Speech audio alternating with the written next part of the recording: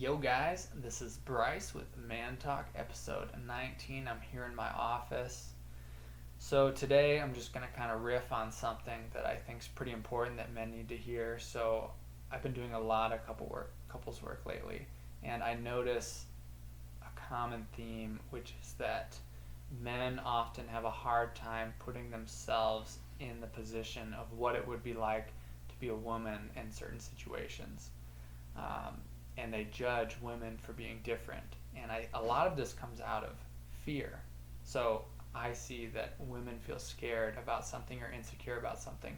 And the man has a really tough time imagining what it would be like to be them. So they reject their fear, they judge their fear, they dismiss the women, say you just shouldn't be scared, you shouldn't be insecure. I don't get why you're like that sometimes. And that just doesn't work well in a relationship.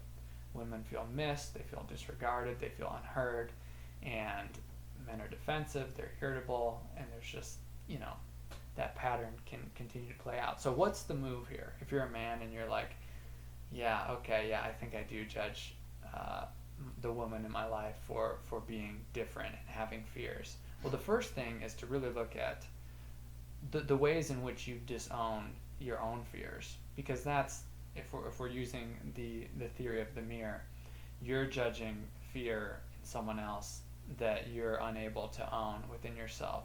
So where are you scared? You have to balance this out. So when you're putting yourself above the woman and saying, I don't think you should be scared there, you're judging that, you're putting yourself above. You have less fear, you think, and they have more, so they're less than. So what you have to do is really balance out this story and really get clear about your own fear of fear and your own fears that you bring into the relationship and your own insecurities. And when you can really own that and bring that to them and be vulnerable, you start to balance it out. And then you open yourself up to being more receptive to their real experience.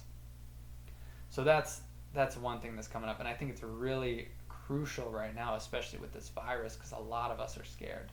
I would say all of us are scared. Like, if you're not scared, I don't know what you're, how you're making that work in your head, but I don't know what's going to happen with this whole thing. You don't know what's going to happen.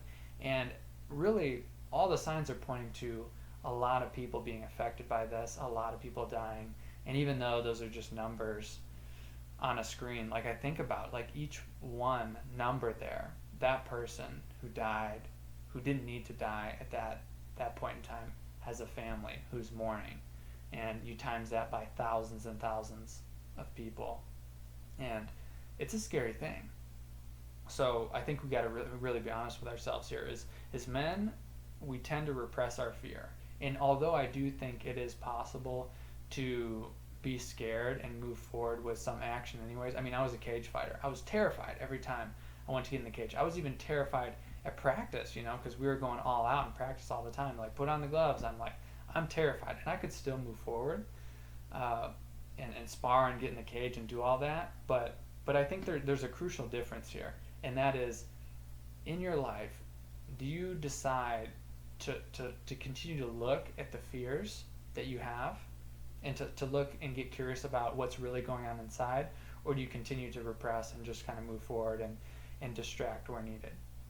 And you can really tell when someone is doing the latter and not the former. So within a few minutes, I can usually tell if someone is committed to looking within and being open and being vulnerable, or if they're not. And you can probably tell this with yourself too, and just look at your life now. How much time do you devote to really looking inside at your addictions, at your patterns, at your fears, the really vulnerable stuff? How much time do you devote? How much money do you put towards it? Where do you get support with this, if at all? And if you're not doing anything, that's okay. It doesn't mean you're a bad person. You can live a completely happy, probably normal life and not really ever look within much. But if you want to live a really rich, fulfilling life where you experience the whole spectrum of your emotions and who you are, and you show up authentically with other people in your life, you have to make that decision at some point to look within at each opportunity that comes up. And there are so many opportunities right now. And I challenge you, especially if you're in a relationship, to to use whatever triggers you have with your partner here, and I'm sure there are a lot because relationships are just like that. We get triggered, to continue to look within and stop blaming and judging and putting yourself above your woman here. So that's the riff for today. It was a little bit longer, but I think I need to say it, guys. Like, make that decision. Look inward when you're judging.